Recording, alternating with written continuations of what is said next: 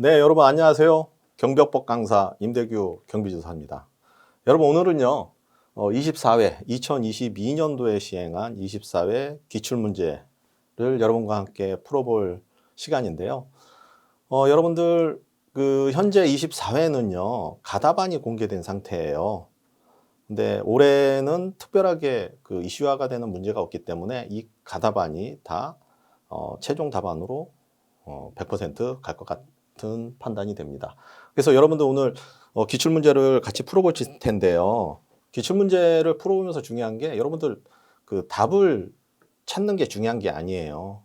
기출문제를 풀어보시면서 한 문제 한 문제를 풀어보는 과정 중에서 이 문제가 과연 출제위원들이 어떠한 의도를 가지고 출제를 했는지에 대해서 좀 면밀히 생각을 하시면서 풀으셔야 되고요. 그리고 두 번째는 1, 2, 3, 4번의 이 지문이 있는데 이 지문이 과거에 어떻게 출제가 됐고 어떠한 오답을 유도해서 지문으로 출제가 되었는지 찾는 게 더 중요한 공부 방법이에요. 그래서 여러분들 경비업법이나 청구경찰법은요, 타 법령에 비해서 이제 출제 범위가 상당히 좁아요. 좁는데 여러분들 24회잖아요. 24년 동안 똑같은 지문을 가지고 똑같이 출제가 되는 경향이 상당히 많습니다. 그래서 경비업법이나 충원경찰법이나 법령을 공부할 때는요, 주어, 목적어, 서술어가 있으면은 특히 청원경찰법에서는 주어가 경찰청장인데 뭐 시도경찰청장으로 이렇게 바꿔서 출제를 한다든지, 그리고 요청해야 된다를 뭐 요청할 수 있다, 강제 규정을 재량 규정으로 바꿔서 출제되는 경향이 상당히 많아요. 그래서 여러분들 애초에 처음부터 이 법령을 공부할 때는 아예 경비업법, 청원경찰법은 안개 과목이다라고 아예 생각을 하시고 아예 끌로 파서 꼼꼼하게 아예 그냥 통한기를 하신다라고 생각을 하시면서 공부를 하시는 게 더 쉽게 고득점을 받을 수 있는 방법이기도 합니다. 자, 그러면 먼저 2022년 24회 경비업법 총평을 좀 보고서 시작할 수 있도록 하겠습니다. 먼저 난이도는요, 여러분들 상중하로 따졌을 때 지금 올해 22년도 같은 경우에는요, 중정도의 수준을 보이고 있습니다.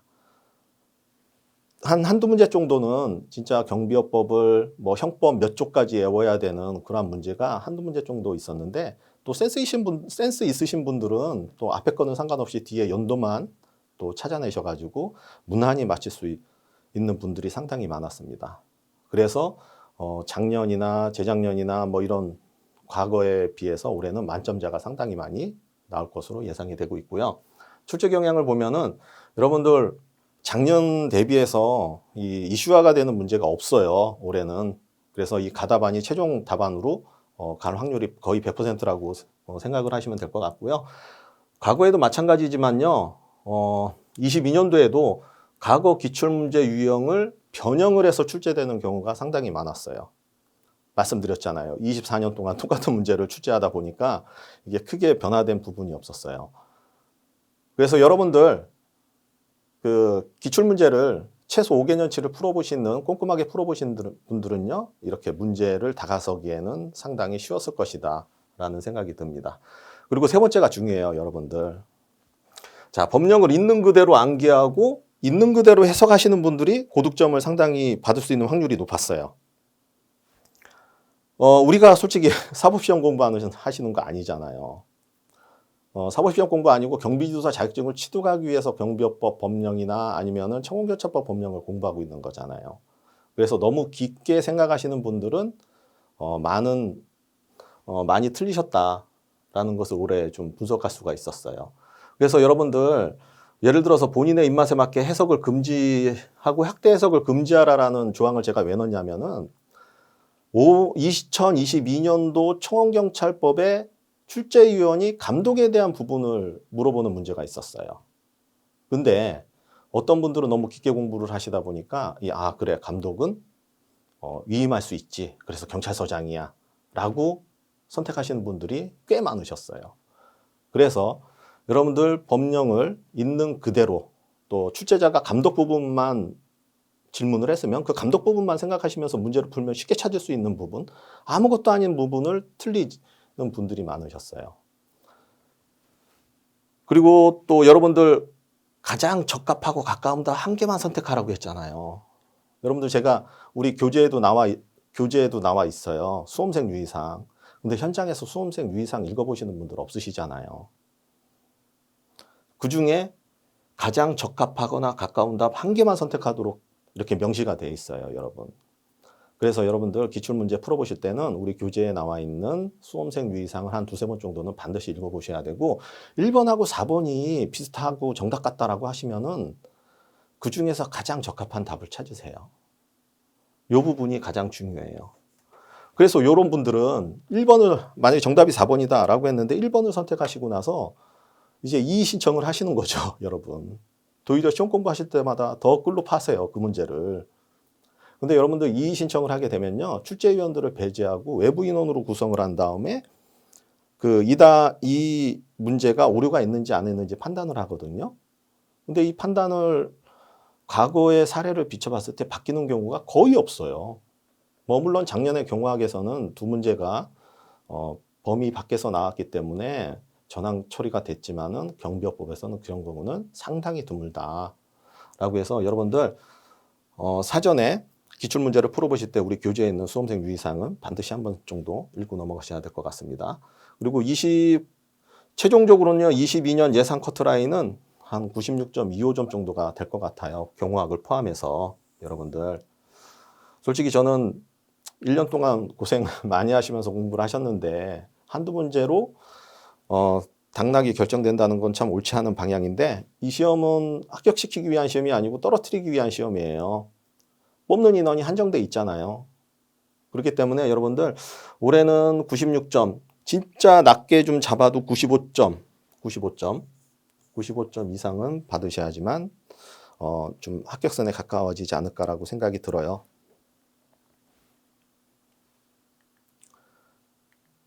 자, 다음은 여러분들 각 파트별로 어떤 부분이 더 많이 출제가 되어 있는지 한번 표로 나타내 봤는데요. 이건 별로 중요하지가 않아요. 왜 그러냐면 그냥 참고만 하세요. 한두 문제로 떨어지고 있는 경비업법이나 총원경찰법에서 어떤 파트에서 많이 나오고 어떤 파트에서는 적게 나오고 별로 중요하지 않습니다. 그래서 전 항목이 다 중요하다고 생각을 하시고 법령을 공부하실 때 꼼꼼하게 진짜 끝까지 주어 목적어 서술어가 있으면 주어하고 서술어를 진짜 어떻게 바꿀지 모르니까 꼼꼼하게 암기를 하시는 게 좋다. 자, 지금부터 본격적으로 기출문제를 한번 같이 풀어볼 수 있도록 하겠습니다. 자, 1번 볼까요? 경비업 법령상이라고 하면 뭘까요? 경비업법, 경비업법 시행령, 경비업법 시행규칙이 되겠죠. 이 세 가지 법령상에 집단민원 현장으로 옳지 않는 것이에요. 옳지 않는 것이에요. 여러분들 시험 볼 때도 이렇게 X표를 치시고 하셔야 돼요. 집단민원 현장 문제는요, 여러분들 세 가지 유형으로 대부분 출제가 있어요. 이 문제는요, 2, 3년마다 한 번씩 출제가 돼요. 2, 3년마다 한 번씩. 꼭 단골 손님으로 출제가 돼요. 근데 이 부분은 여러분들 여기 노동조합 및 노동관계 조정법, 그리고 도시 및 주거환경 정비법, 행정대집행법을 다른 법령으로 바꿔서 출제되는 경우 한 가지 하고요. 다음에 1번 조항처럼 쟁의행위가 발생한 사업장인데 쟁의행위가 발생이 예상되는 사업장.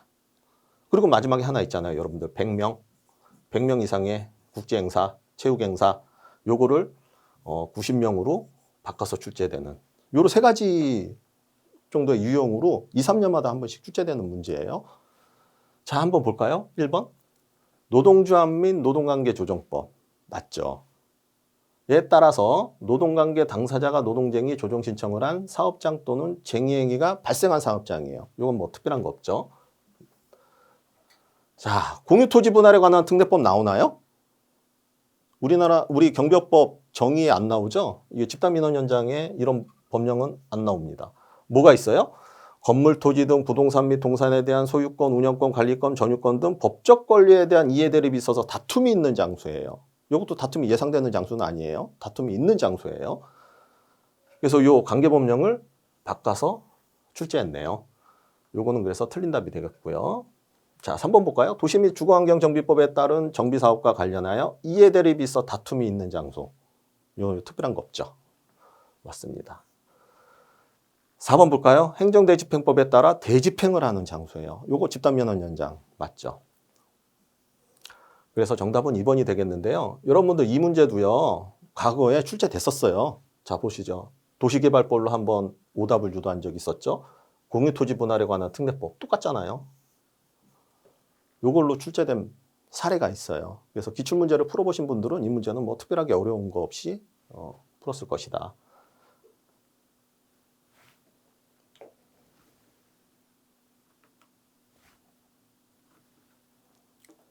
자, 다음은 2번 문제 보겠습니다. 경비업 법령상 경비업 허가사항 등의 변경신고서 제출 시 첨부 서류예요. 첨부 서류로 허가증 원본을 필요로 하는 경우가 아닌 것이에요.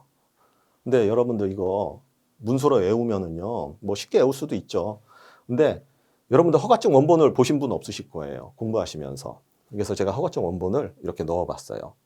이 허가증 원본에 뭐가 들어가면 경비업 법인의 명칭, 소재지, 대표자 성명, 대표자 주소, 그리고 주민등록증, 주소, 허가경비 업무 이렇게 들어가요. 그리고 허가일자가 들어가네요.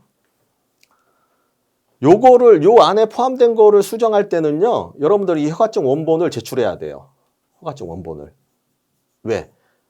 허가증 원본을 수정해서 다시 수령해야 될 거 아니에요. 자 볼까요? 그러면 법인의 임원 변경, 여기 법인의 임원 변경, 법인 임원이 들어가나요? 감사나 뭐 사내이사 이거 들어가나요? 안 들어가죠. 이거는 허가증이 원본이 필요 없어요. 근데 다른 거 볼까요? 법인의 대표자 변경, 여기 대표자 이름 들어가죠. 대표자 성명. 그렇기 때문에 원본을 제출해야 돼요. 자, 법인의 명칭 변경, 법인 이름이 바뀌었어요. 법인 이름이 뭐 ABC 주식회사에서 CDF 주식회사로 바뀌었어요. 그럼 여기 들어가죠. 법인 명칭. 그렇기 때문에 원본을 제출해야 돼요. 그래서 원본 제출하셔야 되고, 법인의 주사무소 또는 출장소 변경이에요. 여기 법인의 주사무소 들어가죠. 소재지. 그렇기 때문에 원본을 제출해야 돼요.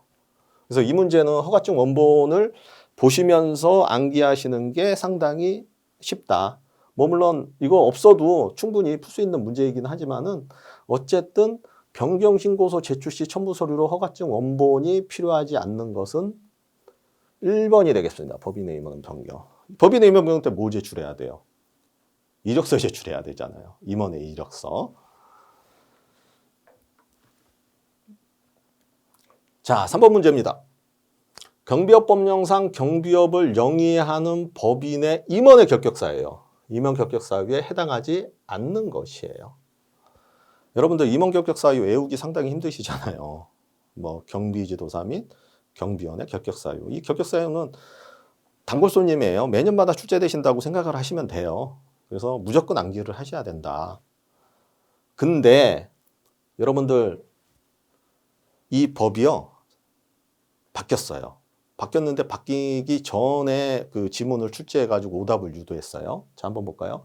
피성년 후견인, 법인의 결격사유 중에 피성년 후견인 해당되죠. 자, 피한정 후견인, 이거는 법이 바뀌기 전 거예요. 피한정 후견인.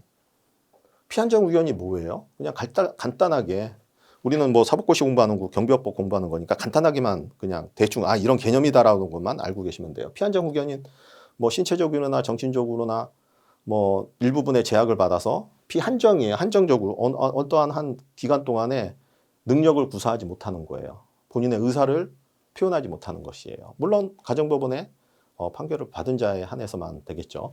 그래서 이런 부분들은 피한정 후견인은 그 한정적으로 그 제약이 되는데 이런 사람들에게까지 임원이 될 수 없다라고 하는 것은 직업 선택의 자유권을 침해한다라고 해서 바뀌었어요.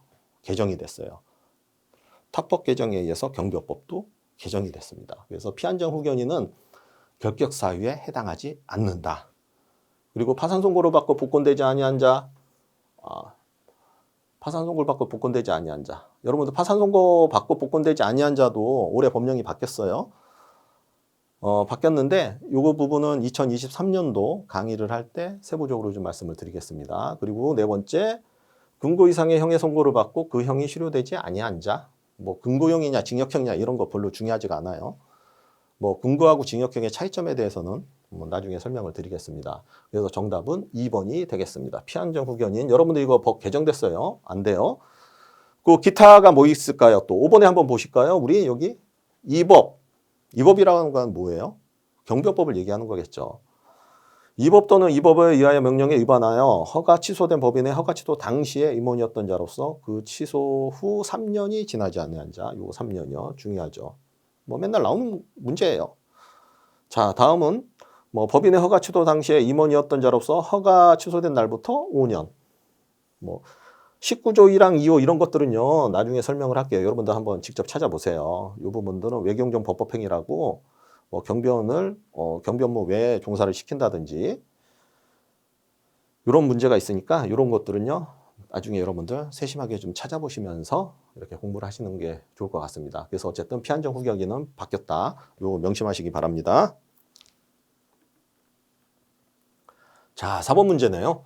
경비업법령상 기계경비업자가 오경보의 방지를 위해 계약 상대방이에요. 계약 상대방에게 설명해야 할 사항으로 옳지 않는 것이에요. 설명에 대한 의무가 있죠. 자, 1번 볼까요? 당해 기계경비 업무와 관련된 관제시설 및 출장소의 명칭 소재지. 맞아요. 자, 기계경비업자가 경비 대상 시설에서 발생한 경보를 수신한 경우에 취하는 조치. 이거 설명을 해야 되죠. 뭐 계약서상에 다 포함이 돼 있어요. 기계경비 업무용 기기의 설치 장소 및 종류와 그 밖에 기계장치의 개요. 요거 맞습니다. 자, 4번 볼까요? 정답은 4번이겠네요. 기계경비 지도사의 명단 배치일자, 배치 장소와 출동 차량의 대수는 어디에 나와요? 관리 서류 중에 하나죠. 그래서 이 문제는 계약 상대방에게 설명해야 될 의무사항과 또 기계경비업자가 관리해야 되는 서류를 혼용시켜서 오답을 유도한 문제가 되겠습니다. 여러분들 여기 계약 상대방에게 설명해야 될 의무사항으로 또 마지막에 한 가지가 뭐가 있어요? 오경보의 발생 원인과 송신기기의 유지 관리 방법이에요. 이것도 설명을 해야 되는데 여기에서 또 오답이 또 나오는 게 있어요. 요 송신을요. 수신으로 바꿔가지고 많이 나와요. 수신기기의 유지. 참 유치한 부분이 있긴 한데 여러분들 이런 부분도 오답으로 많이 출제가 되고 있습니다. 그래서 정답은 4번이 되겠네요. 자, 5번 문제입니다. 경비업법령상 경비조사 및 경비원의 결격 사유로 옳지 않는 것이에요. 결격 사유예요. 근데 여러분들 이런 문제는요. 솔직히 나와서는 안 되는 문제예요. 제 개인적으로는 생각은. 왜 그러냐면 여러분들 형법 제114조 범죄단체의 조직, 형법 제330조 야간주거 침입 절도 이거 다 외우셔야 되잖아요. 이 조항이 한두 가지예요. 우리 경비법에 보면은.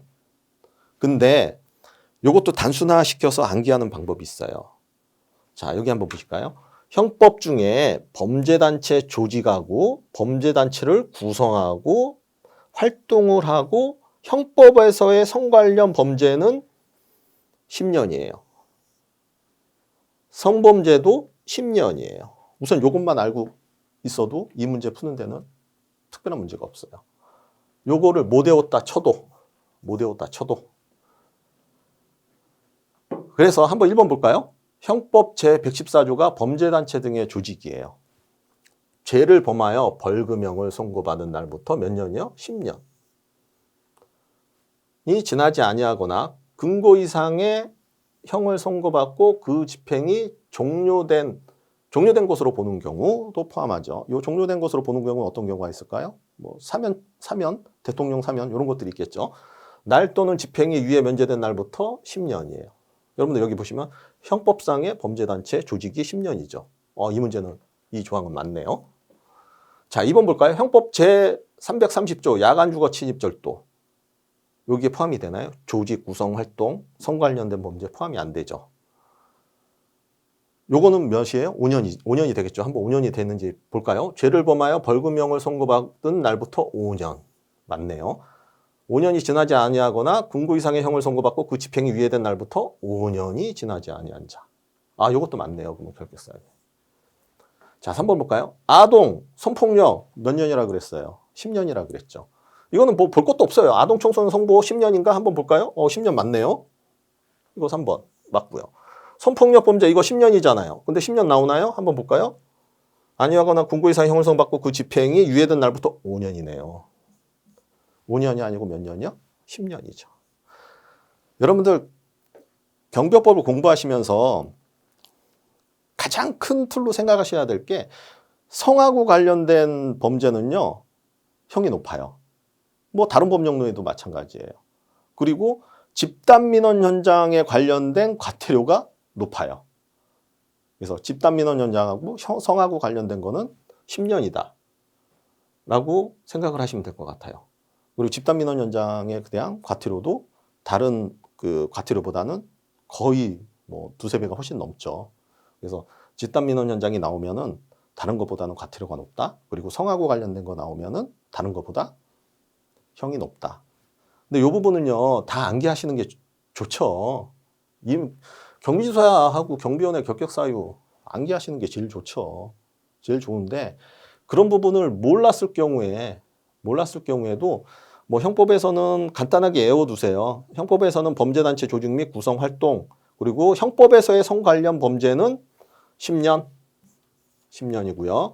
그리고 성범죄 관련된 법령, 아청법, 아동 청소년 성보에 관한 법령, 아청법하고 성폭력 범죄 처벌에 관한 특례법, 요거 10년 꼭 명심하셔서 암기를 해두시면 좋을 것 같습니다. 근데 이런 문제는요, 올해는 이 문제가 가장 어렵게 출제된 부분 중에 하나예요. 과거에는요, 그냥 요 숫자 10년, 5년, 뭐 5년 이런 걸로 오답을 유도해가 출제되는 경우가 대부분이었어요. 근데 올해는 요 파트만 좀 결격사 요 파트만 살짝 좀 어렵게 출제된 부분이 있는 것 같아요. 자, 6번 문제 한번 보겠습니다. 경비법령상 경비지도사 시험에 관한 설명으로 옳은 것이에요. 아유, 오랜만에 옳은 것이 나왔어요. 자, 옳은 것을 한번 찾아볼까요? 경비지도사 시험에 관한 사항이에요. 자, 1번 경비도사 시험은 매년 1회 시행한다. 1회. 맞네요. 매년 우리 매년 1회 보죠. 그리고 경비도사 시험에 관하여 필요한 사항은 행정안전부령으로 정한다. 여기서 뭐가 오답일까요? 요거죠. 행정안전부령. 뭐예요? 대통령령이죠. 대통령령으로 정한다. 자, 3번 볼까요? 경찰청장은 경비지도사 시험의 실시 계획에 따라서 시험을 실시하고자 하는 때에는 응시 자격, 시험 과목, 시험 일시, 시험 장소 및 선발 예정 인원 등을 시험 시행일 6개월 전까지 뭔가 이상하죠. 얘가 어디예요? 6개월이 아니고 여러분들 90일이잖아요. 90일 전에 공고를 해야 되는 거죠. 그래서 3번은 3번은 틀린 답이 되겠고요. 4번 볼까요? 경비업법에 따른 특수경비 업무에 2년 이상 종사하고 행정안전부령으로 정하는 교육과정을 이수한 사람은 경비지도사 제1차 시험을 면제한다. 뭐 면제는 맞죠. 근데 어디가 틀린 답이 될까요? 여기네요. 특수경비 업무는 2년. 2년이 아니고 몇이요? 3년이죠. 3년. 그러면 여기서 특수경비원은 3년인데 일반 경비원은 몇 년이요? 7년이죠. 7년. 7년 이상 종사한 다음에 그 행정안전부령을 정하는 교육과정을 이수한 사람에 대해서는 영구히 1차 시험이 면제를 시켜주고 있죠. 그래서 4번도 틀린 답이 되겠습니다. 그래서 정답은 1번이 되겠습니다. 자, 7번 문제 볼까요? 경비업법령상 경비지도사의 직무로 규정되지 않은 것이에요. 직무예요. 경비지도사의 직무. 직무를 물어봤어요. 이게 직무라는 게 뭐예요? 경비지도사가 해야 될 일이잖아요. 자, 1번 볼까요? 경비업체와 연락방법에 대한 지도? 경비업체? 이게 지문에 나오나요? 법령에 나오나요? 아니죠. 어디예요? 경찰기관하고 소방기관이죠. 경찰기관하고 소방기관과의 연락방법에 대한 지도를 해야 되는 거죠. 과거에도 의료기관하고 군기관의 연락방법에 대한 지도 나왔었어요. 2번 볼까요? 경비 현장에 배치된 경비원에 대한 순회점검 및 감독. 이거 해야 되죠. 순회점검. 매월 1회 이상. 여기 중요한 건 매월 1회 이상이에요. 경비 현장에 배치된 경비원에 대한 순회점검 및 감독은 매월 1회 이상 해야 된다. 자, 3번 볼까요? 경비원의 지도감독 교육에 관한 계획의 수립, 실시 및 그 기록의 유지. 이것도 경비지도사의 직무에 포함이 되죠. 언제요? 매월 1회 이상. 그래서 과거에는 경비지도사의 직무 중 뭐 일반 경비하고 기계경비 포함이에요. 경비지도사의 직무 중 매월 1회 이상 실시해야 되는 경비지도사의 직무로 뭐 틀린 것은 이렇게 기출문제가 나온 적이 있어요. 이것도 한 2, 3년마다 한 번씩 꼭 출제가 돼요. 그래서 월 1회 이상 시행하는 경비도사의 직무, 경비 현장에 배치된 경비에 대한 순회 점검이고요. 보통 경비도사 자격증을 취득하고 현장에 계신 분들은 그냥 순회 점검이라고 해요. 뭐 감독 이런 거 안 붙여요. 그냥 순회 점검. 그 다음에 교육계에 대한 수립, 그리고 그 기록의 유지, 이런 거는 매월 1회 하셔야 되고요. 그리고 집단민원 현장에 배치된 경비에 대한 지도 감독, 이것도 맞는 답이죠. 근데 집단민원 현장에 배치된 경비원에 대한 지도 감독은요, 매월 1회 하라는 규정은 없어요. 그렇지만 현실적으로 관할 경찰서에서는 집단민원 현장을 상당하게 민감하게 생각하고 있기 때문에 거의 매일 가죠. 매일. 자기 집 드나들듯이 집단민원 현장은 매일 가는 그 추세다. 근데 우리는 경비업법에 대한 문제를 풀고 있기 때문에 정답은 1번이 되겠네요.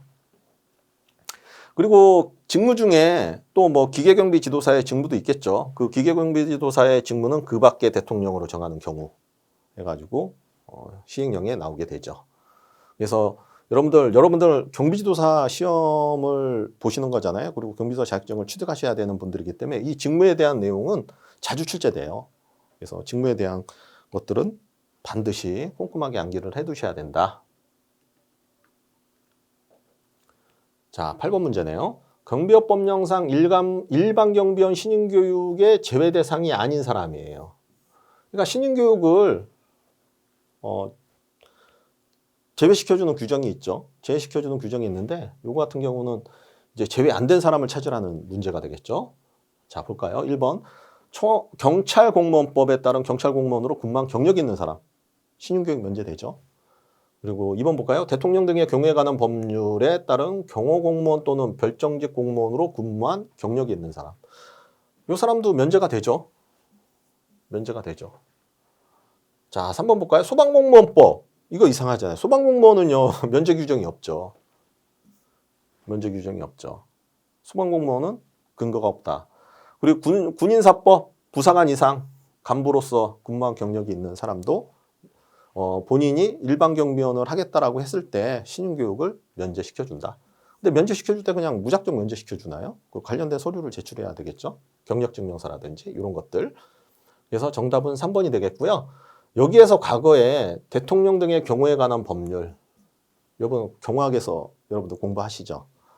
대통령 등의 경우에 관한 법률에 경호공무원 또는 별정직 공무원을 특정직 공무원으로 오답을 유도해서 이것도 한 두어 번 출제가 됐어요.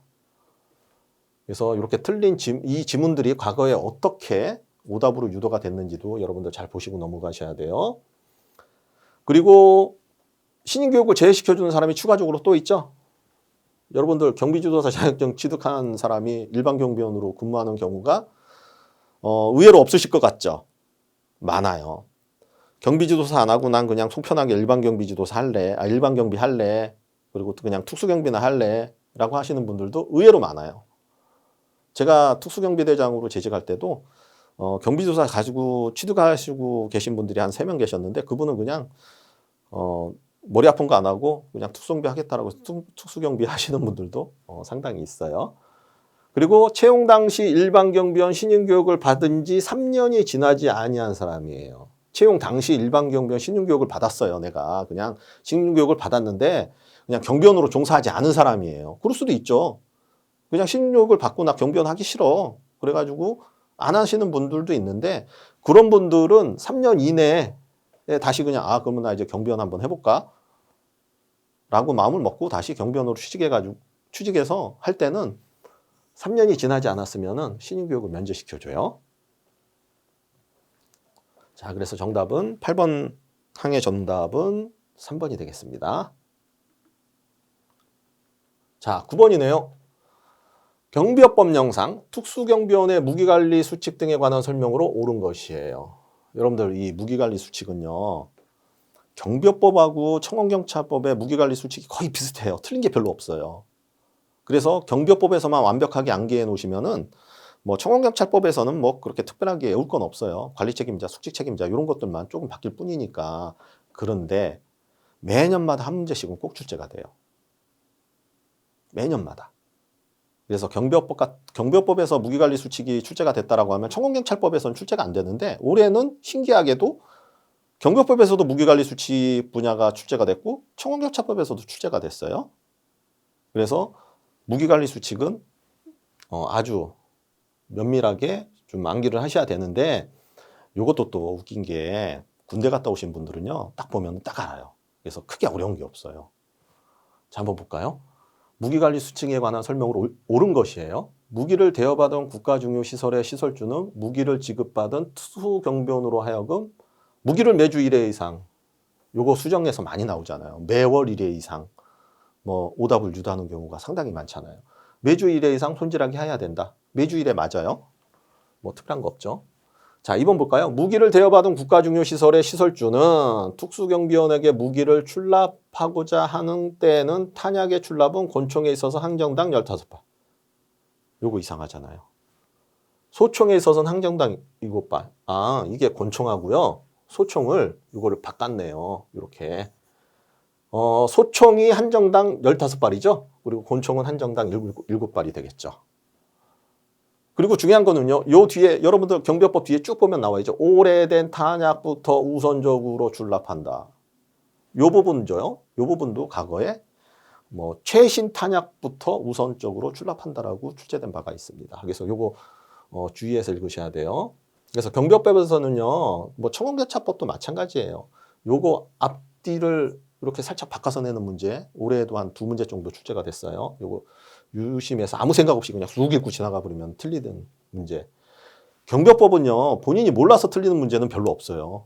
거의 다 실수해서 틀리는 부분이 대부분이니까 이런 분들은 지문이 긴 것 같은 경우에는 좀 꼼꼼하게 좀 읽어보시면 좋을 것 같아요. 그래서 이 부분은 2번이 틀렸네요.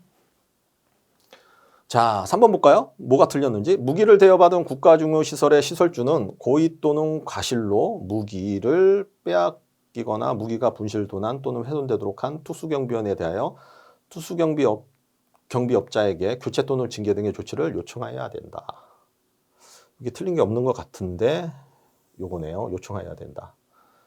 이게 요청해야 된다는 그냥 반드시 해야 된다라는 의미잖아요. 근데 여기가 원래는 요청할 수 있다잖아요. 요청할 수 있다.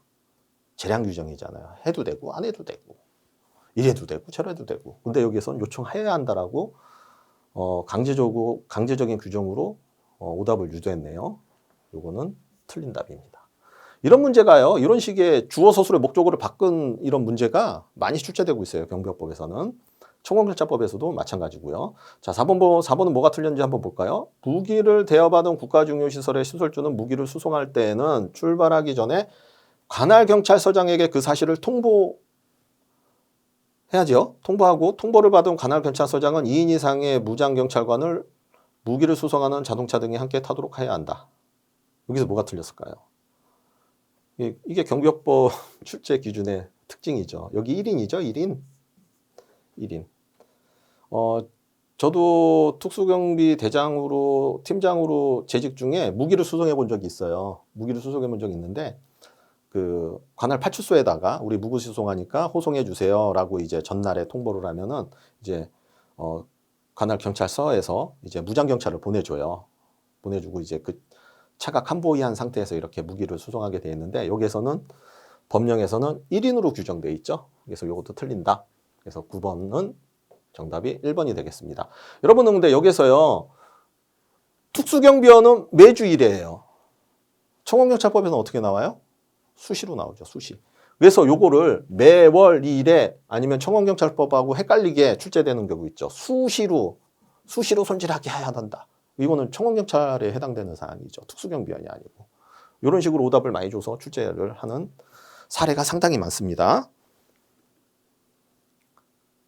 자, 10번 문제입니다. 경비업법령상 특수경비원의 의무예요. 아유, 특수경비원 의무 오랜만에 나왔네요. 특수경비원의 의무에 관한 설명으로 옳은 것이에요. 옳은 것. 1번 볼까요? 특수경비원은 직무를 수행함에 있어 시설주, 관할경찰 관서장 및 소속 상사의 직무상 명령에 복종해야 된다. 이 거의 군대 냄새가 많이 나죠. 이거는 근데 맞죠. 규정에 이렇게 정확하게 나와 있죠. 2번 볼까요? 특수경비원은 시설주의 허가 또는 정당한 사유 없이 경비구역을 벗어나서는 아니 된다.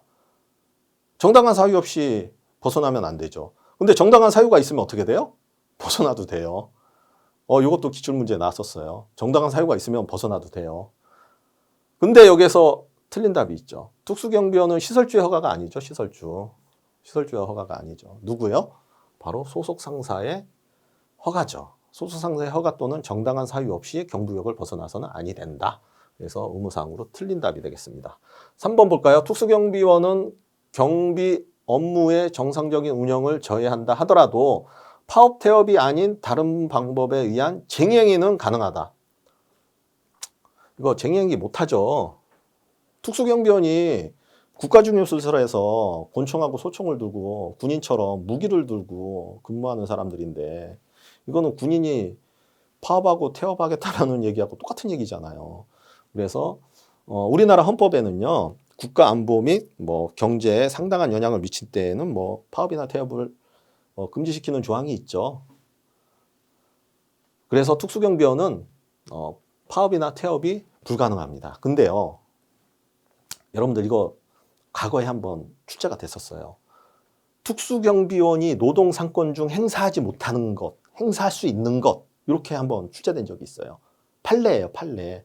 근데 최근 5개년 사이에는요. 출제된 바가 없어요. 왜 그러냐면 경비업법에 명시가 안 됐기 때문에 그냥 판례는 판사님의 그냥 결정안이에요. 그래서 판례는 나오지 않는다. 그래서 제발 좀 판례 좀 공부하지 마시라고. 판례로 나오는 거는 딱 2번 있었는데요. 그거는 제가 다 알아서 설명을 해줄 텐데 최근 5년간에는 출제된 바가 없다라는 거 좀 명심하시고요. 제발 좀 판례 좀 공부하지 마세요. 그리고 간혹가다 판례를 질문하시는 분도 계시는데 그 질문도 하지 마세요. 그런 분들. 그냥 판례는 안 나오니까 절대 안 나오니까 여러분들 그렇게 크게 신경을 안 쓰셔도 된다. 근데 특수경비원들은요, 요건 그냥 참고적으로 알고 계세요. 요것도 판례에 나온 사항인데요. 단결권, 노동상권 중에 단결권, 단체교섭권, 단체행동권이라고 있어요. 뭐 단결권은 그게겠죠. 야, 우리 노조 만들자. 그래서 노조 만들었어요. 그 다음에 우리 노조 만들었으니까 이제 단체교섭하자. 임금 올려달라. 뭐 복지 향상시켜달라. 이렇게 교섭은 할 수 있어요. 근데 단체행동권, 이거는 안 돼요. 단체 행동권이 뭐예요? 우리 파업할래? 아이씨 출근 안 해버릴 거야. 그리고 나 경비 안 나갈래. 대기실에만 있을래. 이런 것들이죠. 그래서 파업, 태업. 뭐 파업이 태업 이런 의미는요. 여러분들 파업은 아예 그냥 일을 안 하는 거고요.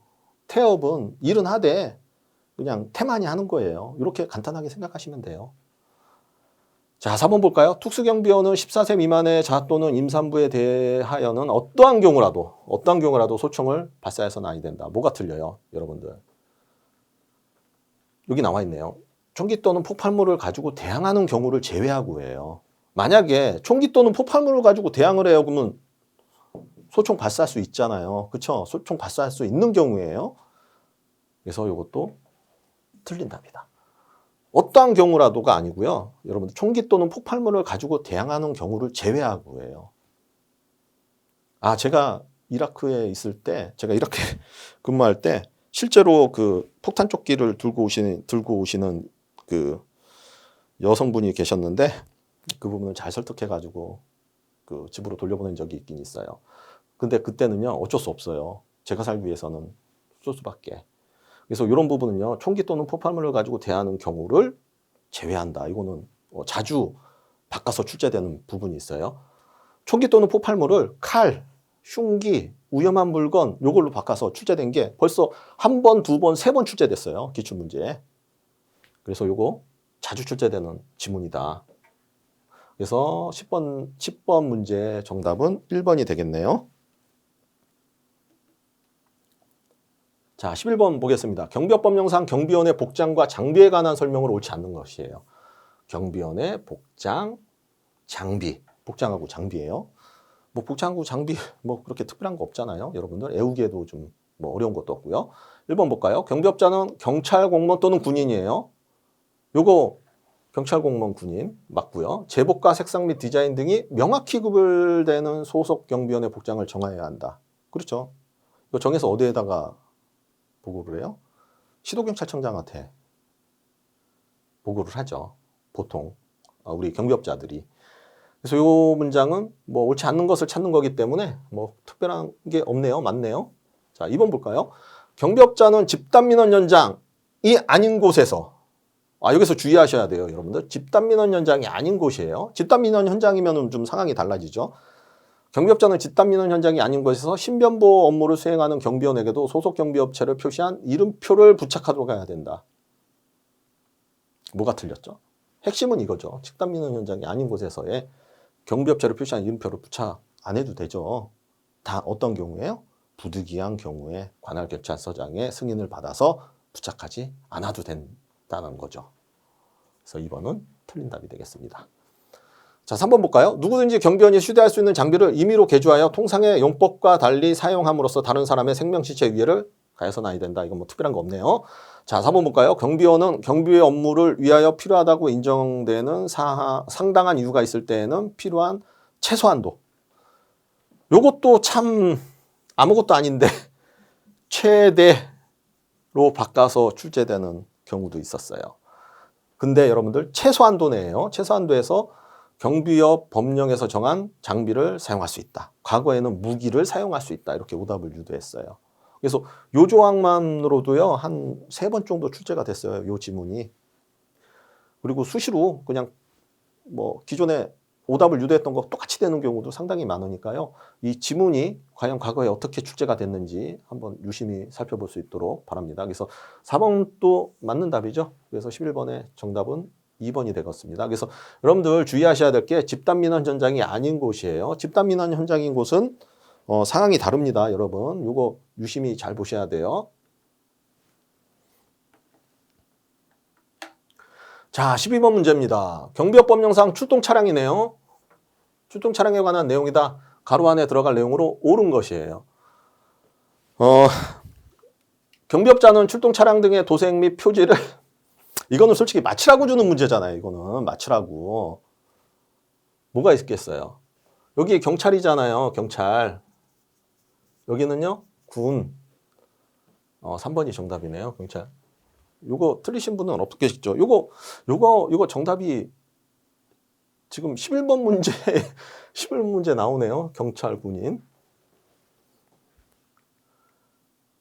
자, 12번 문제는 진짜 여러분들한테 너무 쉬운 문제예요. 요것도 기출문제에 한번 출제된 적이 있었어요. 그거 비슷하게 냈네요. 보니까. 그래서 이런 문제는 틀리시면 안 되죠. 자, 13번 문제 보겠습니다. 경비업법령상 결격 사유 확인을 위한 범죄 경력 조회예요. 범죄 경력 조회. 관한 설명으로 옳지 않는 것이에요. 옳지 않는 거. 경비업법 문제는요, 옳은 것을 찾으라는 것보다 옳지 않는 걸 찾으라는 문제가 더 많이 나와요. 상당히 좀 옳지 않은 시험 문제인 것 같은데, 그래도 이런 문제 찾는 게 더 쉬워요. 자, 1번 한번 볼까요? 관할경찰 관서장은 범죄 경력 조회 요청이 있는 경우에만, 여기부터 벌써 오답이 나오네요. 만. 여러분들 만자 들어가는 거는요, 경비업법에서 없어요. 만자 들어가면 거의 오답이라고 생각하시면 돼요. 관할경찰 관서장은 범죄 경력 조회 요청이 있는 경우에만 범죄 경력 조회를 할 수 있다. 아니죠. 경찰청장, 시도경찰청장, 관할경찰 관서장은요, 직권으로 범죄 경력 조회를 할 수가 있죠. 그래서 직권 요청을 할 수가 있죠. 그래서 1번은 틀렸네요. 답이 벌써 나와버렸네요. 2번 볼까요? 경비업자는 선출하려는 임원이 결격 사유에 해당하는지를 확인하기 위하여 범죄 경력 조회를 요청할 수 있다. 이건요, 요청에 의한 범죄 경력 조회죠. 요청에 의한. 그러니까 경비업자가 우리가 그 임원을 바꿀 거니까 임원을 바꿀 건데 이 임원의 결격 사유에 대해서 좀 확인을 해주세요라고 이제 요청할 수가 있죠. 일반 경비원도 마찬가지죠. 일반 경비원도 결격 사유가 있는지 좀 해주세요, 확인해 주세요라고 할 수 있죠. 그게 바로 경비업자의 요청에 의한 범죄 경력 조회예요. 1번은요, 직권에 의한 요청이고요. 직권에 의한 범죄 경력 조회가 되겠죠. 자, 3번 볼까요? 2번은 맞았고요. 3번 볼까요? 범죄 경력 조회 요청을 받은 시도경찰청장 또는 관할경찰 관서장은 경비업자에게 그 결과를 통보할 때는 결격 사유에 해당한지 여부만을 통보해야 된다. 아니 뭐 이거 특별한 사항 없나요? 근데 여러분들 이거 자주 오답으로 많이 출제가 돼요. 결격사유에 해당하는지 여부만을 통보해야 되는데, 그래서 범죄경력 조회 결과서라고 있어요. 우리가 경비원을 배치하기 전에 여러분들 결격사유에 해당하는지 범죄경력조회를 요청하거든요. 거기 요청 결과서에 보면은 해당 미해당만 통보하게 돼 있어요. 해당 미해당. 그래서 그 사람이 뭐 성범죄를 저질렀거나 뭐 어떤 범죄 뭐 특정 범죄 가중 처벌 뭐 해서 어떠한 범죄를 저질렀다 이렇게 세부적으로 안 나와요. 그냥 이 사람이 범죄에 해당됨, 해당무 이렇게만 결과로 통보해 주게 돼 있어요. 그래서 이 부분도 뭐 크게 뭐 틀린 답은 없네요. 근데 요거 자주 바꿔서 결격사유에 해당하는지 여부만인데 뭐 결격사유에 해당하는 세부 사항을 통보해야 된다. 이런 식으로 기출문제 출제된 바도 있습니다. 자, 4번 볼까요? 시도경찰청장 또는 관할경찰관서장은 경비업자의 임원, 경비지도사 또는 경비원이 결격사유에 해당하는 사실을 알게 될 때는 경비업자에게 그 사실을 통보하여야 한다. 이거 과거에는요, 요청이 있는 경우에만 통보한다라고 출제된 바가 있습니다. 이것도 당연히 통보해야죠. 이건 법령에 그냥 그대로 나와 있는 지문이니까요. 그래서 13번의 정답은 1번이 되겠네요. 자, 14번 문제 볼까요? 경비업법령상 경비원의 명부와 배치허가 등이에요. 경비원의 명부, 배치허가 관한 설명으로 옳지 않는 것이에요. 자, 볼까요? 1번 경비업자는 시설경비 업무 또는 신변보호 업무 중, 여기서 중요한 건 집단민원 현장이에요. 집단민원 현장에 일반 경비원을 배치하는 경우에는 경비원을 배치하기 24시간 전까지 행정안전보령을 정하는 바에 따라 배치허가를 신청해야 된다. 여러분들 뭐가 틀렸어요? 24시간이 틀렸잖아요. 여기가 뭐예요? 48시간이잖아요. 48시간. 여러분들 경비업법에 나오는 집단민원장이 나오면 무조건 48시간이에요. 딴 거 없어요. 딴 시간 없어요. 24시간 없어요. 집단민원 현장은 48시간 이렇게만 외우시면 돼요. 집단민원 현장은 48시간, 집단민원 현장 48시간 이렇게만 외우시면 돼요. 근데 여기에서 24시간 전까지 행정안전부령을 정하는 바에 따라 배치 신청을 해야 된다. 이거 아니죠. 몇 시간이요? 집단민원 현장은 48시간. 자, 2번 볼까요? 경비업자가 집단민원 현장이 아닌 곳이에요. 집단민원 현장이 아닌 곳에서 신변보호 업무를 수행하는 일반 경비원을 배치하는 경우에는 일반 경비원을 배치하기 전까지, 일반 배치하기 전 관할경찰서장 신고. 네, 이거 맞죠? 자, 3번 볼까요? 경비업자가 특수경비원을 배치하는 경우에는 특수경비원도 그냥 배치하기 전에 관할경찰서장에 신고하면 되고요. 경비업자는 경비원을 배치하여 경비 업무를 수행하게 하는 때에는 배치된 경비원의 인적사항 등과 배치 일시, 배치 장소 등 근무사항을 기록하여 보관해야 된다. 이것도 뭐 특별한 거 없죠. 그래서 여러분들 이 부분을요 잘 외우셔야 되고요. 이 문제가 작년에 참 문제가 많았었죠. 맞냐 틀리냐. 그래서 2년 전인가요? 그래서 복수 정답으로 인정된 파트죠. 그래서 여러분들 다시 한번 강조드릴게요. 집단민원 현장 하면은 무조건 48시간이다. 48시간. 반드시 48시간이어야 되고요. 그리고 집단민원 현장이 아닌 곳에서 요 신변보호 업무는 그냥 배치 전에, 그리고 경비업자가 특수경비원을 배치할 때도 배치 전에 신고만 하면 된다. 그래서 요 부분 여러분들 자주 출제돼요. 이 부분은 진짜 뭐 매년마다 출제되는 부분인데, 시설경비 업무 또는 신변보호 업무 중 집단민원 현장에 배치된 일반 경비원은요, 배치 48시간 전에요. 꼭 허가 후 배치해야 되고, 신청할 때 신인교육 이수증을 첨부해서 해야 된다라고까지 통합적으로 좀 암기를 하시는 게 좋고요. 집단민원 현장이 아닌 곳에서 신변보호 업무는 배치 전까지 신인교육 이수증을 첨부해서 신청을 한다. 특수경비원은요, 국가중요시설에 배치되는 특수경비원은요, 배치 전까지 배치 신고를 하시면 되겠습니다. 그래서 14번의 정답은 1번이 되겠네요. 자, 15번입니다. 경비업법령상 경비원의 배치 신고, 이 배치 신고가 또 나오네요. 배치 신고에 관한 설명으로 가로 안에 들어갈 숫자로 옳은 것이에요. 숫자로 옳은 것이네요. 자, 한번 볼까요? 경비업자는 경비 업무를 수행하기 위해서, 이건 너무 단순하잖아요. 솔직히 이거 틀리시면 안 되잖아요. 그냥 20일이잖아요. 20일 이상 경비원을 배치하거나 그 기간을 연장하려는 때에는 경비원을 배치한 후 며칠이요? 7일이잖아요. 7일. 27. 정답은 3번이 되겠네요. 이내 경비원 배치 신고서를 배치지로 관할하는 관찰관서장에게 제출해야 된다. 근데요, 이 부분도요, 과거에 상당히 많이 오답을 유도해서 출제된 부분이에요. 20일을 여기처럼 20명으로 바꿔가지고 이렇게 출제됐고요. 7일인데 14일로 바꿔서 출제되는 경우도 종종 있습니다. 그래서 15번의 정답은 3번이 되겠습니다. 자, 16번입니다. 경비업법령상 경비업 허가 취소의 사유로 옳지 않는 것이에요. 취소 사유예요. 취소 사유. 이러한 범죄를 저질렀다? 뭐 범죄라고도 할 수 있죠. 이러한 범죄를 저질렀었다라고 하면은 경비업 허가를 무조건 취소시키는 거예요. 무조건. 아무것도 필요 없어요. 그냥 너 취소야. 그냥 경비업법 취소되는 사항이에요. 한번 볼까요? 1번 경비업자가 허가받은 경비 업무 외 업무에 경비원을 종사하게 한 때. 경비업법에서는요, 요 두 가지 사항을 상당히 그 위험한 행위로, 경비업자의 위험한 행위로 간주를 하거든요. 그게 바로 뭐냐면, 경비업자가 허가받은 경비 업무 외에, 예를 들어서 내가 시설 경비 업무로 그 경비원을 뽑았어요. 근데 이거를 호송 업무를 시킨다든지, 뭐 신변보호 업무를 시키든지, 이런 거 하면 안 되거든요. 요거를 상당히, 심한 위법 행위로 판단을 하거든요. 경찰청에서는. 그래서 이런 것들은 경비업자가 허가받은 경비 업무 외 업무를 경비원을 종사하게 한 때 외경종이라고 외웠어요. 저는 제가 시험 볼 때는 외경종. 자, 경비 업무 외에 경비원을 종사하게 할 때 외경종. 요 때는 그냥 무조건 취소해요. 날리는 거예요. 그냥 취소에 옳지 않는 것이죠. 이거 맞죠? 자, 특수경비업자가 경비업 및 경비 관련 업 외에 영업을 할 때 이거 여러분들 시행령에 보면 막 이만큼씩 나오잖아요. 그거 다 암기하셔야 돼요. 안타깝지만은 특수경비업자가 경비업 및 경비 관련 업무에 영업을 할 때 이거 취소 사유죠. 이거 취소 사유. 이거 취소되죠. 3번 볼까요? 경비업자가 소속 경비원으로 하여금 경비 업무의 범위를 벗어난 행위를 할 때 이것도요. 1번 항목하고 3번 항목은요. 아주 심각한 위법 행위로 판단을 한다고 제가 말씀을 드렸잖아요. 이거는 범법행. 그래서 외경정, 범법행은 무조건 날리는 사유예요. 무조건 날린다. 그래서 이것도 취소 사유가 되겠습니다. 네, 한번 볼까요? 4번 볼까요? 경비업자가 정당한 사유 없이 최종 도급 계약 종료일의 다음 날부터 1년 이내에 경비도급 시적이 없을 때 이거는 옛날 규정이에요. 옛날엔 1년이었어요.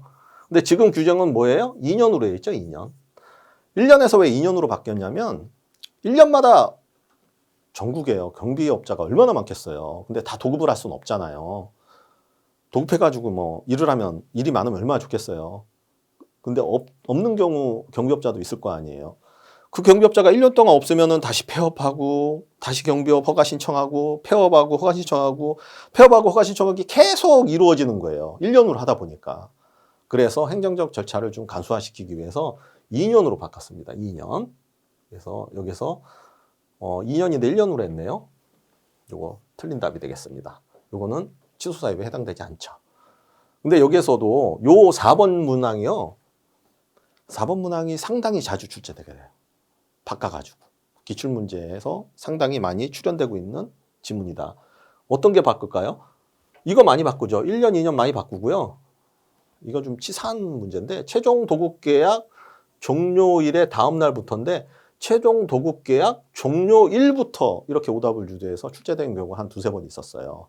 그만큼 자주 출제되는 문항이다. 그래서 16번의 정답은 4번이 되겠습니다. 자, 17번 볼까요? 경비업법령상 경비지도사 자격의 취소예요. 취소 등이면은 뭐 정지도 포함이 되겠죠. 경비업법령상 경비지도사 자격의 취소 등에 관한 설명으로 옳지 않는 것이에요. 자, 1번 볼까요? 경찰청장은 기계경비지도사가 오경보 방지 등을 위한 기기관리 감독의 직무를 위반하여 직무를 성실하게 수행하지 아니할 때는 1년 범위. 맞죠? 1년 범위 내에 그 자격을 정지시킬 수 있다. 맞네요. 자, 2번 볼까요? 경찰청장은 경비지도사의 자격을 정지할 때는 그 정지기간 동안 경비지도사 자격증을 회수하는 거. 이건 뭐 법령에 그대로 나온 문장을 썼네요. 자, 3번 볼까요? 경찰청장은 경비지도사가 경찰청장 또는 시도경찰청장의 명령이네요, 이번에는. 요거는 여러분들 성실이고요. 요거는 성실이고, 요건 명령이네요. 명령을 위반할 때는 1년 범위 내에서 그 자격을 정지시킬 수 있다. 맞네요. 예, 정지는요, 명령성실만 외우시면 되잖아요. 명령성실. 명령성실. 그리고 4번 볼까요? 경찰청장은 경비지도사가 자격정지 기간 중에 경비지도사로 선임되어 활동할 때는 1년 범위 내에 그 자격을 정지. 정지는 명령하고 성실만 외우시라고 했죠. 근데 여기는 명령하고 성실이 안 들어가고 선임될 자격정지 기간 중에 선임됐네요. 요거는 여러분들 취소 사유죠. 취소. 취소 사유에 해당되죠. 그래서 4번이 틀린 답이 되겠습니다. 그래서 여러분들 이것도 경비조사 이거 자주 출제돼요. 이 부분도. 볼까요? 정지 사유는요. 성실 명령만 외우세요. 성실 명령. 성실은 36, 12. 명령은 169. 보통 이렇게 외우세요. 성실 명령, 성실은 36, 12, 명령은 169. 이게 정지예요. 정지.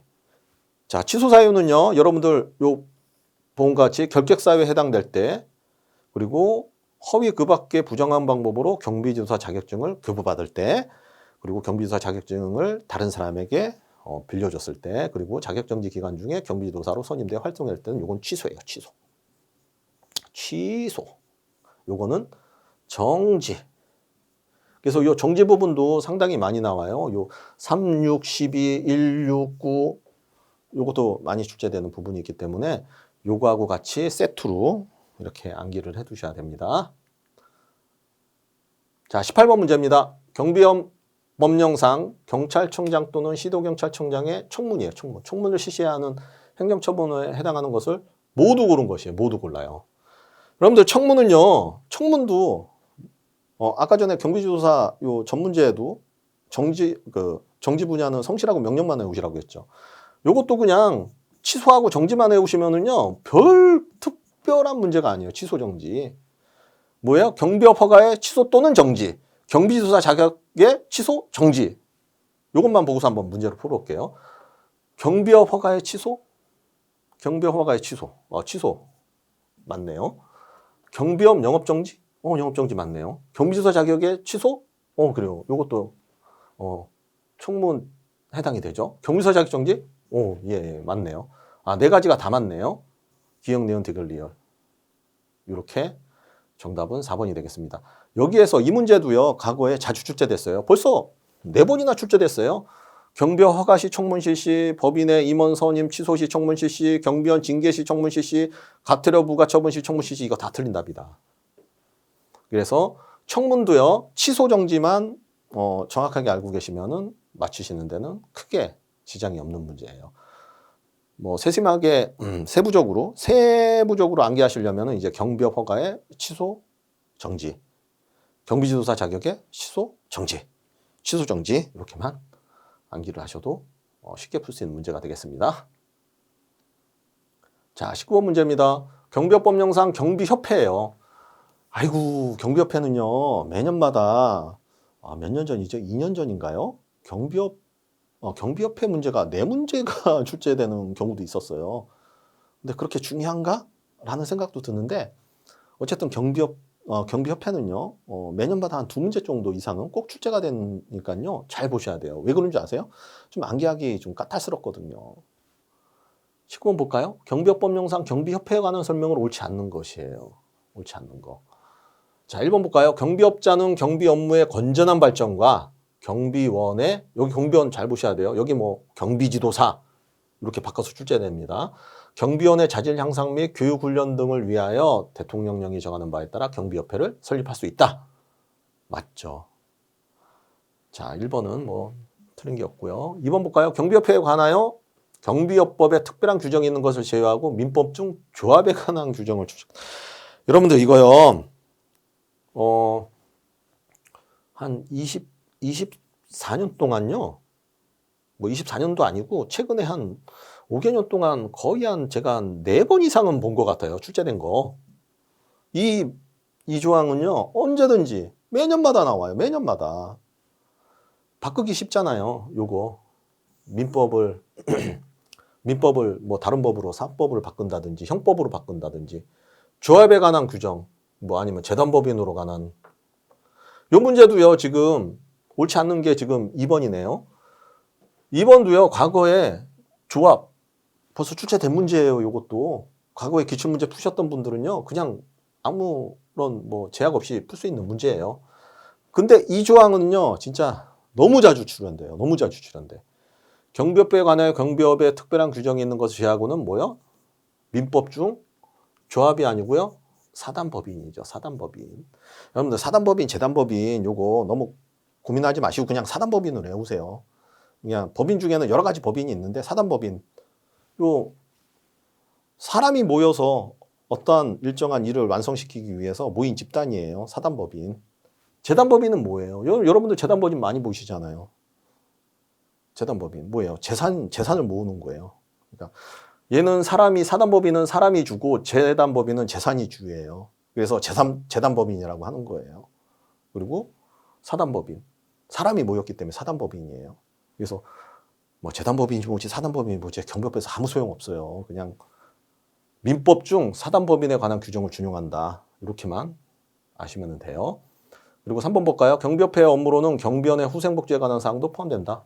뭐 후생복지. 근데 여기 또 중요하지. 경비지도사 뭐 아니면 경비업자 이걸로 자주 바꿔요. 경비협회는 법인으로 한다. 여기 민법 중 사단법인에 관한 규정을 준용한다라고 했잖아요. 그래서 법인으로 한다. 여러분들 뭐 법인이 뭔지에 대해서는 나중에 우리가 그 기본교재 강의할 때 제가 자세히 설명을 드릴 거예요. 그래서 19번의 정답은 2번이 되겠습니다. 여러분 이 문항요 아주 자주 출제되고 있는 그 문항이에요. 그러니까 뭐 근데 문항으로 해봤자 다 이거 바꿔요. 이거 바꾸니까 정답은 민법 중 사단법인에 관한 규정을 준용한다. 이거 명심하시기 바랍니다. 자, 20번 문제 볼까요? 경비업법령상 경비협회의 공제사업에 관한 내용을 옳지 않는 것이에요. 공제사업. 아유, 이놈의 공제사업도 엄청 나와요. 근데 경비조사 자격증 따가지고 뭐 이런 경비협회를 만들 일 있을까요? 근데도 공제사업은 상당히 이 문제를 바꾸기가 쉽기 때문에 상당히 자주 출제되는 문제예요. 자, 1번 볼까요? 자, 경비협회는 경비업자의 손해배상 책임을 보장하기 위한 공제사업을 할 수 있다. 공제사업을 할 수 있다. 있죠? 뭐 특별한 거 없네요. 근데 여기에서 경비업자의 손해배상이 아니고 경비원의 손해배상 뭐 이런 걸로 바꿀 수 있죠. 경비협회는 경비원의 복지 향상을 위한 공제사업을 할 수 없다? 여기 없다? 없다가 아니죠. 있죠. 경비협회는 경비원의 복지 향상을 위한 공제사업을 할 수 있다. 뭐 여기를 뭐 경비지도사로 바꾸면 이게 정답이 되겠죠. 이것도 2번이 틀린 답이 되겠네요. 경비협회는 공제사업을 하고자 할 때는 공제규정을 제정하여야 한다. 자, 제정하여야 한다라고 하는 것은 제정하라는 얘기죠. 근데 제정할 수 있다. 재량 규정은 아니에요. 요걸 바꿔가지고 출제되는 경우도 있었어요. 그래서 제정하여야 된다. 반드시 하라는 얘기죠. 자, 4번 볼까요? 경비협회는 경비업자가 경비업을 운영할 때 필요한 입찰 보증, 계약 보증, 하도급 보증을 위한 공제사업을 할 수 있다. 근데 과거에는 뭐 하도급 보증이라든지 입찰 보증이라든지 뭐 이런 것들을 좀 뭐 바꿔가지고 출제되는 경우도 있었어요. 그래서 20번의 정답은 2번이 되겠습니다. 자, 21번 볼까요? 경비업 법령상 감독 및 보안지도 점검에 관한 설명을 옳지 않는 것이에요. 감독, 보안지도에 관련된 사항이에요. 1번 볼까요? 시도경찰청장 또는 관할경찰서장은 소속 경찰 공무원으로 하여금 관할구역 안에 있는 경비업자의 주사무소 및 출장소와 경비원 배치 장소에 출입하여 근무사항 및 교육훈련 사항 등을 감독하며 필요한 명령을 할 수 있다. 뭐 특별한 거 없네요. 뭐 맞네요. 근데 여러분들 이거 조심하셔야 돼요. 시도경찰청장인데 여기는 뭐 경찰청장 또는 시도경찰청장 이렇게 바꾸는 경우 있어요. 2번 볼까요? 시도경찰청장 또는 관할경찰관서장은 경비업자 또는 배치된 경비원이 폭력행위 등 처벌에 관한 법률을 위반하는 행위를 하는 경우는 그 위반의 행위에 중지를 명할 수 있다. 이건 뭐 법령에 그대로 나와 있죠. 자, 3번 볼까요? 관할경찰서장은 특수경비업자에 대하여 연 2회 이상의 보안지도 점검을 실시해야 된다. 이게 뭔가 약간 좀 샤하네요. 여기 특수경비자에 대해 연이해 이상 보안지도 점검을 하는 건 맞는데 여기가 틀렸네요. 관할경찰서장. 여기 누구예요? 시도경찰청장이죠. 시도경찰청장은 특수경비업자에 대하여 연이해 이상의 보안지도 점검을 실시해야 된다. 그래서 3번이 틀린 답이 되겠네요. 자, 4번 볼까요? 경찰청장 또는 시도경찰청장은 경비 업무의 적정한 수행을 위하여 경비업자 및 경비지도사를 지도 감독하며 필요한 명령을 할 수 있다. 여기도 마찬가지예요. 여기 경찰청장 또는 시도경찰청장을 시도경찰청장 또는 관할경찰서장으로 바꿔서 출제되는 경우도 있었습니다. 4번은 맞는 답이고요. 21번의 정답은 3번이 되겠네요. 그래서 여기에서 여러분들 중요한 거는요. 주어를 누구로 바꾸냐예요. 주어를. 그 시도경찰청장 또는 관할경찰서장인데 경찰청장 또는 시도경찰청장으로 이렇게 한 단계 격상을 낮춘다든지 주어를 바꿔서 그리고 명령을 할 수 있다라는 것을 명령을 할 수 있다는 건 명령해야 된다. 강제 규정을 바꾸는 거. 그러니까 문제 출제가 거의 비슷비슷해요. 여러분들 나중에 공부 많이 하시다 보고 문제를 풀어보면 진짜 아무것도 아니네라는 생각이 드는데 실수를 해서 틀리는 거예요. 실수를 해서. 그래서 이런 분들 면밀하게 좀 보시면 좋겠고요. 자, 22번 볼게요. 경비업법령상 경비업자의 손해배상 책임이 발생하는 것이에요. 손해배상은요, 여러분들 별거 없잖아요. 고의 또는 여기 나와 있네요. 고의 또는 과실, 경비대상의 손해, 고의 또는 과실, 제3자. 이 부분만 외우시면 푸는지 아무 문제 없잖아요. 그리고 이 문제는 너무 쉽게 쉬운데도 불구하고 자주 출제되는 부분이에요. 손해배상은. 자, 1번 볼까요? 발생하는 것은요. 경비원이 업무 수행 중이 올해는요. 몇 년 전에는 고의, 무과실 요걸로 하더니 올해는 요걸 바꿨네요. 22년도에는 업무 수행 중이 아닐 때, 업무 수행이 아닐 때, 요렇게 바꿨네요. 좀 약간 조잡스럽게 바꿨네요. 자, 1번 볼까요? 경비원이 업무 수행 중이 아닐 때 고의로 경비 대상에 손해가 발생하는 것을 방지하지 못한 경우. 업무 수행이 아닐 때 이게 왜 필요해요? 자, 2번 볼까요? 경비원이 업무 수행 중 무과실이잖아요. 이번 무과실이네요. 본인 과실이 아닌데 손해가 발생하는 것을 방지하지 못한 경우. 이런 것도 손해배상 책임이 발생하지 않죠. 자, 3번 볼까요? 경비원이 업무 수행 중, 이번에 업무 수행 중이에요. 고의로 제3자에게 손해를 입힌 경우. 요거는 손해배상 해야 되겠죠. 이거 나오잖아요. 경비업자는 경비원이 업무 수행 중 고의 또는 과실로 제3자에게 손해를 입힌 경우에는 이를 배상하여야 한다. 자, 4번 볼까요? 경비원이 업무 수행 중 아닌 때, 이것도 아닌 때잖아요. 그러니까 손해배상 발생이 안 되죠. 자, 그래서 정답은 3번이 되겠습니다. 과거에는요, 경비원이 아니고 경비도사로 오답을 유도해가지고 출제되는 경우도 있었습니다.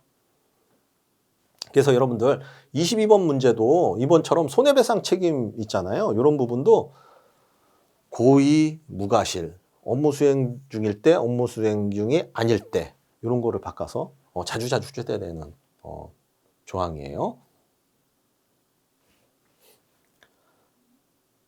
자, 23번입니다. 경비업법령상 경찰청장이 시도경찰청장에게 위임할 수 있는 사항에 해당되지 않는 것이에요. 해당되지 않는 거. 자, 경찰청장이 시도경찰청장한테 너 이거 내가 너 위임해 줄게. 할 수 있는 사항이 아닌 거예요. 요것도요, 여러분들 취소, 정지, 청문 요것만 외우시면은 끝이에요. 취소정지에 대한 청문을 경찰청장이 시도경찰청장한테 위임해 준 거예요. 자, 볼까요? 취소정지에 대한 청문. 1번 경비지도사 자격의 취소, 정지에 관한 청문. 이거 맞죠? 경비지도사의 교육에 관한 업무. 이게 위임사항인가요? 아니죠. 경비지도사 자격의 취소. 취소 있네요. 취소. 경비지도사 자격의 정지 있네요. 정답은 2번. 교육에 관한 업무죠. 요 문제도요. 과거에 경비업 허가의 취소 및 영업제에 관한 권한, 경비지도사 교육에 관한 권한 요거 다 틀린 답인데 기출로 나왔어요. 여기서도 시도경찰청장인데 경찰서장에게 위임할 수 있는 사항이라고도 출제된 바도 있어요. 벌써 이 문제, 이 위임사항을 가지고 이렇게 하나, 둘, 세 번이나 출제가 됐어요. 최근 5개년 사이에. 그래서 이 부분도 취소정지에 대한 청문 이런 것만 간단하게 암기를 하셔도 특별하게 어려운 문제는 아니다. 자, 여러분 이제 24번 문제 같이 한번 풀어보겠습니다. 경비업법령상 허가증의 수수료예요. 수수료에 관한 설명으로 옳은 것이에요. 옳은 것인데 한번 볼까요? 이 허가증 수수료 오랜만에 나온 문제예요. 자, 1번 볼까요? 경비업 허가사항의 변경 신고로 인한 허가증 재거부. 허가증 재거부의 경우에는 1만 원의 수수료를 납부해야 된다. 여기 1만 원이 아니고 여기가 2천 원이죠. 2천 원. 이놈의 2,000원은 오르지도 않아요. 몇 년간 2,000원인지 모르겠어요. 자, 허가사항의 변경 신고로 인한 허가증 재구배의 경우에는 2,000원이고요. 참고적으로 이제 여기 나와 있네요. 경비업의 허가, 추가, 변경, 갱신 허가는 얼마예요? 1만 원이에요. 1만 원, 2,000원. 그래서 요거는 2,000원인데 1만 원으로 오답을 유도했네요. 그래서 요거는 틀린 답이 되겠고요. 자, 경비조사 시험 응시수수료를 가온합한 경우에는 경찰청장은 가온합한 금액의 100분의 50?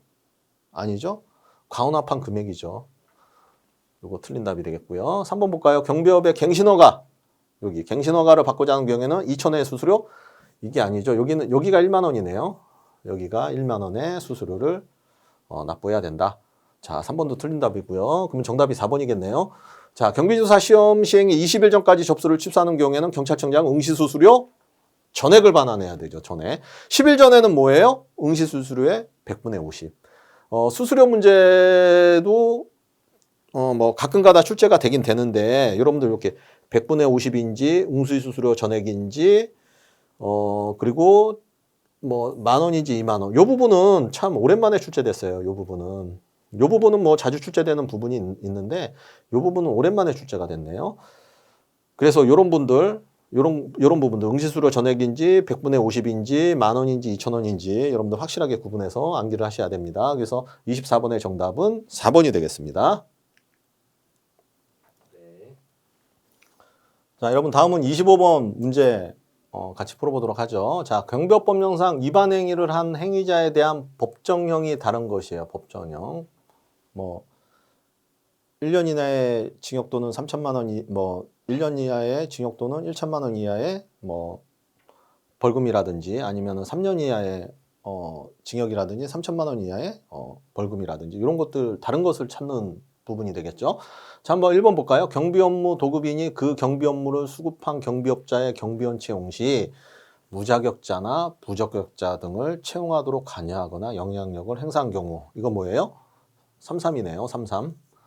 뭐 3년 이하의 징역 또는 3천만 원 이하의 그 벌금형이죠. 자, 2번 볼까요? 경비원이 경비업 법령에서 정한 장비 외의 흉기 또는 그 밖의 위험한 물건을 휴대하고 경비 업무를 수행한 경우 흉기. 이거 뭐예요? 1년에 1천만 원이잖아요. 1년에 1천만 원. 자, 3번 볼까요? 경비원이 직무를 수행함에 있어 타인에게 위력을 가시하는 등 경비 업무의 범위를 벗어났어요. 벗어난 행위를 한 경우에도 1년에 1천만 원이네요. 1년에 1천만 원. 4번 볼까요? 경비업자가 배치허가 신청의 내용을 거짓으로 한 것이 발각되어 경찰관의 배치 폐지예요. 배치 폐지 명령을 하였으나 이를 따르지 않는 거 이것도 1년에 1천만 원이네요. 그래서 다른 것은 요 3년에 3천만 원 1번이 되겠네요. 1번이 그 법정형이 다른 것이 되겠습니다. 근데 여러분들 여기 요 부분이요. 요 부분 뭐 매년마다 한 문제씩 출제되잖아요. 그래서 안 외울 수가 없어요. 그래서 많은 부분이 외우기가 어렵다라고 말씀을 하시는데 요런 식으로 외우시면 될 것 같아요. 요런 식으로. 자, 국가중요시설 운영 저해는 5년 5천. 과실로 국가중요시설 업무 범위 벗어나게 한 자, 무허가, 무자격, 비밀통신 인수, 도급 고용 위급 이거는 3년 3천. 그다음에 무기소지 벗어난 자 2년 2천. 업무 범위 벗어난 자, 쟁의 중지, 흉기, 폐지, 책임은 1년에 1천만 원. 이렇게 요약해가지고 암기하셔도 푸는 데는 전혀 지장이 없기 때문에 이렇게 코드로 코드도 아니고 약간 좀 이렇게 줄여가지고 암기를 하시는 분들도 많으세요. 그래서 요거 부분만 외우면은 요 문제는 푸는 데는 크게 지장이 없을 것 같아요. 근데 중요해요, 이 문제. 이 문제 매년마다 출제돼요, 매년마다. 그래서 물론 암기하기 힘드니까 매년마다 출제를 하겠죠. 이런 문제로 이제 꽈락시키기가 딱 좋잖아요. 떨어뜨리기가. 그래서 이 부분도 상당히 상당히 중요한 문제다. 그래서 요거는 철저하게 암기를 하셔야 됩니다.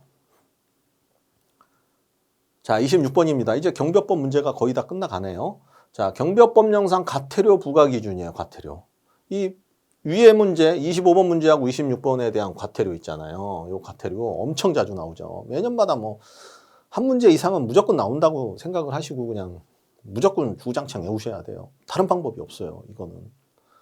저 같은 경우는 어떻게 했냐면 그 시험 볼 때 저는 10회 경비지도사 합격을 했어요. 저 같은 경우에는 이제 화장실이나 이렇게 그 잠잘 때 벽에다가 포스트잇으로 이제 이렇게 다 적어놨어요. 이거는 좀 외우기가 휘발성이 상당히 강하잖아요. 그래서 아침에 양치질 할 때도 보면서 외우고 화장실에도 막 포스트잇으로 막 붙여놓고 해가지고 수시로 눈이 띄게 해서 수시로 암기를 하셔야 돼요. 이 부분은. 예, 이건 어쩔 수 없는 부분인 것 같아요. 뭐 암기를 잘 하시는 분들은 그냥 뭐 단시간에 끝날 수 있지만 좀 어렵다라고 하시는 분들은 이런 것들을 포스트잇으로 붙여서 뭐 온 집안에 붙여놓고서 이제 다 다닥다닥 붙여놓고서 외우시는 이렇게 무식한 방법으로 공부하시는 분들이 그 고득점을 많이 받으세요. 그래서 반드시 이 부분 아까 저 전문제에서 나왔던 부분하고 지금 과태료 부분은 반드시 한 글자도 빼먹지 말고 외우셔야 된다는 그 아픈 현실이죠. 근데 어쩔 수 없습니다. 무조건 나옵니다. 무조건. 자, 26번 볼까요? 과태료 부과 기준이요. 자, 경비원이 복장에 관한 신고를 하지 않고 집단민원 연장이네요. 집단민원 연장은 제가 설명을 드렸죠. 그럼 과태료가 세다고. 경비원을 배치한 경우에는 위반 횟수가 2회 부과되는 과태료 금액은 600만 원이다. 이거 1200만 원이죠. 여기는 6, 12, 24. 이 과태료도요. 외우기 쉽잖아요. 항상 배수로 띄잖아요. 6, 12, 24. 그래서 여기는 600만 원이 아니고 1200만 원이죠. 1200만 원. 그래서 옳은 것을 찾으라고 했으니까 1번은 틀린 답이고요. 자, 관할경찰 관서장이 무기의 적정 관리를 위하여 무기를 대여받은 시설주에 대하여 감독상 필요한 명령을 하였으나 정당한 이유 없이 이행하지 않는 경우 위반 횟수에 관계없이 500이죠. 이거 위반 없이 관계없이 500이죠.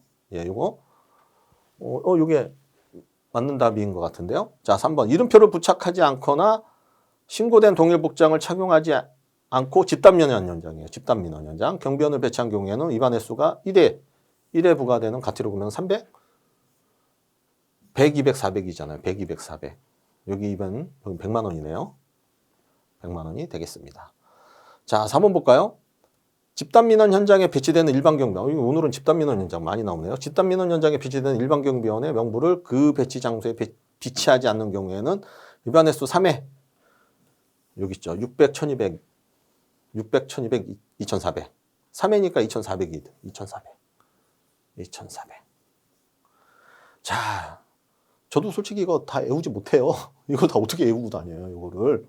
저도 못 외워요. 그렇지만은 이제 3천만 원 이하의 과태료는 배치허가, 신인교육, 집단민원 현장의 보기명 이렇게 코드화를 시켜서 암기를 했어요. 코드화를 시켜서. 여러분들 기본 교재에 보시면은 제가 코드화를 시켜서 이렇게 해놨기 때문에 이렇게 하시면은 외우기가 상당히 쉬우실 거예요. 그래서 쉽게 외울 수 있는 방법을 여러분들 나름대로 코드화를 시켜서 아니면 스토리화를 시켜서 외우시는 게 제일 중요해요. 그래서 과태료 부과 기준은 반드시 나온다. 반드시 나오기 때문에 여러분들 과태료는 뭐 시행령의 표로 나오죠. 나오지만은 여러분들 나름대로의 코드화를 시켜서 반드시 암기를 하셔야 됩니다.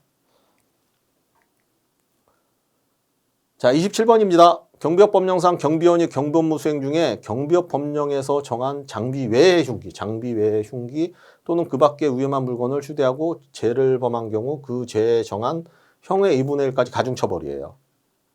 가중처벌하는 형법상의 범죄가 아닌 것이에요. 아닌 거.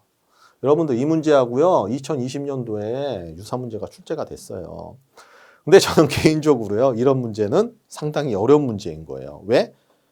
다 외워야 되잖아요. 다 외워야 돼. 다 외워야지만 풀 수 있는 문제잖아요.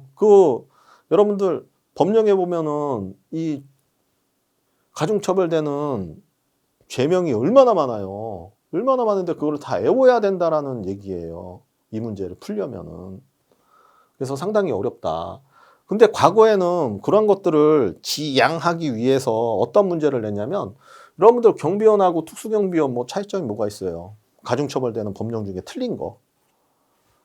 경비원은 뭐예요? 특수폭행죄. 특수경비원은 뭐예요? 폭행죄. 요거에 대한 차이점만 둬서 한 2년간 잘 출제가 됐어요. 쉽게.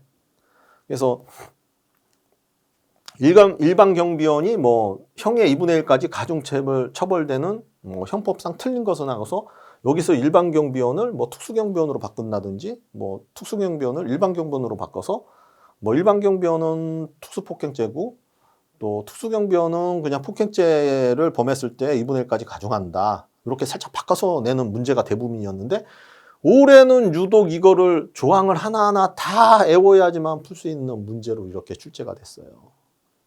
이렇게 출제된 거는요, 2020년도에 한 번 있었어요, 한 번. 그래서 경비법 강사들이 2020년도 이후에는요, 이거 모든 거 다 외우세요. 이렇게 할 수뿐이 없는 거예요. 거기서 출제되면은 어쩔 수 없잖아요. 그래서 여러분들, 죄송한 얘기지만은 요 부분도 29조 형의 가중처벌 나오잖아요. 여기가 요 조항을 웬만하면 다 외우셔라. 이거 근데 솔직히 어떻게 외워? 나도 못 외우겠는데. 근데 외우셔야 돼요. 자, 볼까요? 특수폭행죄. 제 220조 특수폭행죄. 여기 해당되죠. 가중처벌돼요. 자, 폭행치 사상죄. 262조네요. 262조. 그리고 특수협박죄? 여기 특수협박죄 들어가나요? 특수협박죄 안 들어가죠. 그 다음에 특수공갈죄. 330조 특수공갈죄 들어가네요. 정답은 3번이 되겠네요. 근데 이렇게 내면은요, 이게 맞출 사람이 도대체 몇 명이나 있을까요? 나 같은 경우 틀릴 것 같은데요. 근데 법령을 많이 읽다 보면요, 법령을 진짜 수십 번 읽다 보면은, 이거 아닌 것 같다라는 느낌이 탁 오는 경우가 있어요. 그래서 저도 아무런 거 없이 이렇게 풀어봤을 때, 이거 정답으로 맞췄긴 맞췄지만은, 이런 문제는 상당히 좀 많이 깊숙이 외워야 되는구나, 라는 좀 생각을 많이 했어요. 그래서 저 같으면 이런 문제 안 내죠. 안 내는데 어쩔 수 없죠. 근데 여러분들 이 부분은요, 아까 전에 얘기한 것처럼 두 가지 유형으로 나와요. 두 가지 유형. 이건 이 문제 아니면 이 문제 이런 형식으로 나와요. 하나는 이렇게 나오는 형식이고요. 하나는 일반 경비원을 특수경비원으로 바꿔가지고 261조 폭행죄, 261조 특수폭행죄 이것만 바꿔서 출제하는 기출문제가 대부분이에요. 그래서 이 부분은 헷갈릴 수 있기 때문에 자주 출제되는 문제예요. 이 부분도 정확하게 알고 넘어가셔야 돼요. 자, 이제 경비법의 문제를 다 풀었어요. 이제 여러분들 40문항 중에 이제 27번까지가 경비법이고요. 나머지 28번부터는 이제 청원경찰법으로 이제 넘어가는 거죠.